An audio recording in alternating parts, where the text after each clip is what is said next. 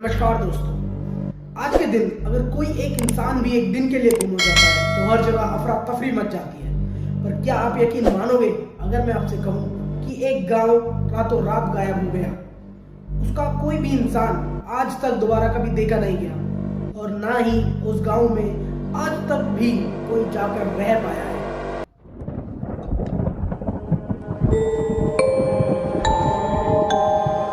तो बोला कि ये गांव में कोई बीजा दूसरा रहेगा तो दुख ही पाएगा, सुख नहीं पाएगा, दुख पाएगा, सुख नहीं पाएगा।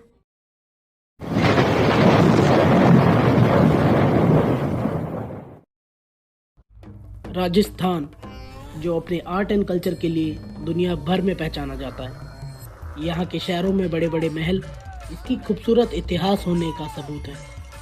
यहाँ का कल्चर और रीति रिवाज इसे अलग और ख़ास बनाते हैं, पर उतनी ही खास है इसकी कहानियाँ और इसका इतिहास। राजस्थान के जैसलमेर डिस्ट्रिक्ट में शहर से करीब 20 किलोमीटर दूर एक गांव है कुलधारा, जिसे 13वीं सेंचुरी में राजस्थान के ब्राह्मण कम्युनिटी पालीवाल ब्राह्मण्स ने बसाया था। 18वीं सेंचुरी तक यहाँ की पॉपुलेशन 1500 से भी ज़्यादा हुआ करती थी, जो कि 19वीं सेंचुरी की शुरुआत तक बस 800 बची थी। एक सुबह रोज की तरह दिन निकलता है, पर ये दिन इस गांव के लिए एक इतिहास बन जाता है। उस सुबह गांव में न गलियों में बच्चों की गूंज थी, न सड़कों पे टहलते लोग, न कोई बाजार लगा था, न कोई आवाज थी। एकदम सन्नाटा सा छाया हुआ था। अचानक पूरा का पूरा गांव कहाँ गया, ये सवाल उस सुबह के साथ आया और आज तक एक बहुत बड़ी मिस्ट्री बना हुआ है। आखिर ऐसा क्या हुआ उस रात उन लोगों के साथ? कहाँ गए सब लोग? किसी आत्मा का साया, या कोई नेचुरल डिजास्टर, या कोई और वजह? माना जाता है कि यहाँ रात के अंधेरे में बच्चों के हंसने की आवाजें आती हैं।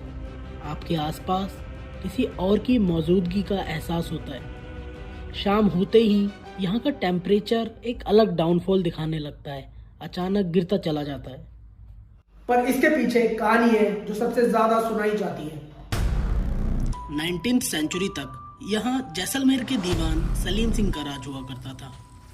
एक तरफ ये सलीम सिंह, जिसके लिए मांस खाना और शराब पीना इसका बहुत बड़ा शौक हुआ करता था, और वहीं दूसरी तरफ पालीवाल ब्राह्मण्स, जो अपना जीवन सादगी से बिताना पसंद करते थे।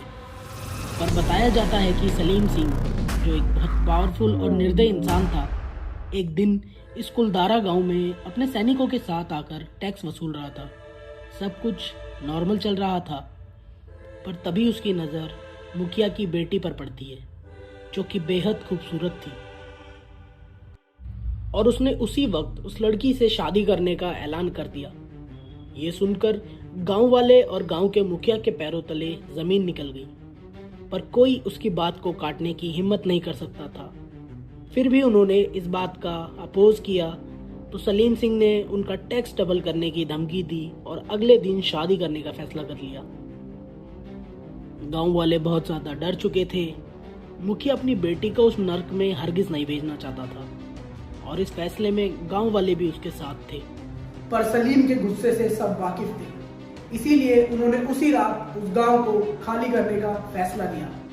अंधेरा होते ही सब अपना सामान बांधने लगे और अपनी गाय भैंसों को भी ले जाने की तैयारियां करने लगे। इसी वजह से उस वक्त वहां पे एक शोर, एक अफरा तफरी सी मच गई। पर ये आवाज सलीम के गार्ड्स तक चली गई और उन्होंने सारी खबर उस तक पहुंचा दी। वो तुरंत गांव में आया और ये सब देख के लोगों को मारने लगा। उसने उनके घर जलाना शुरू कर दिया। ज्यादातर लोग तो वहां से भाग चुके थे। जाते जाते उन्होंने इस गांव को श्राप दिया कि यहाँ दोबारा इस गांव में कोई नहीं बस पाएगा। यहाँ की ज़मीन बंजर हो जाएगी और यहाँ के सारे तालाब सूख जाएंगे। और आज तक भी ये गांव श्रापित है। यहाँ आज भी कोई नहीं रह पाता।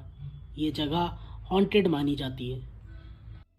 कोई इसे कहानी बताता है और कोई एक सच्चाई, पर हकीकत में आज भी वहाँ दिन ढलने के बाद एक नेगेटिव एनर्जी फील की जाती है। आपको किसी के होने का एहसास वहाँ पे हमेशा फील होता रहेगा। पालीवालों के समय, महाराजाओं के समय, तो यहाँ पर ये सभी लोग खुशहाल थे, और बहुत ही यहाँ पलीवाल की औरतें बहुत खूबसूरत भी थी और वो खूबसूरत होने से पर्दे में रहती थी, पर महाराजा और दीवानों की नज़रें इस गांव पे टिकी हुई थी। आलम सिंह राजा बोला कि मैंने लड़की को शादी कराओ लड़की को। जडे बोला ब्राह्मण बोला कि मैं लड़की की शादी नहीं कराऊं, आप मांस मछली खा रहे हो, मैं लड़की नहीं जाऊँ। आलम सिंह राजा बोला कि लड़की को रात की उठाऊंगा नींद में, रात की उठाऊंगा भागा। रातों रात में चल गया पाली। तो बोला कि ये गांव में कोई बीजा दूसरा रहेगा तो दुख ही पाएगा, सुख नहीं पाएगा, दुख पाएगा, सुख नहीं पाएगा। कोई बुढ़ा मर गया है, उसकी आत्मा यहाँ ढूंढा में भटक रही। हमारे बूढ़े लोग कहते हैं कि यहाँ पर भूत वगैरह, यहाँ पर रात को नहीं जाना। हमने आता वगैरह कुछ नहीं देखी, हमारे दादाजी लेकिन परदादा ने बोले कि यहाँ पर रात को नहीं जाना, रात को दिन में आत्मा भटकती है, रात को भूत देखता है। वीडियो अच्छा लगा हो तो लाइक करना, चैनल को सब्सक्राइब करना। मिलते हैं अगली वीडियो में।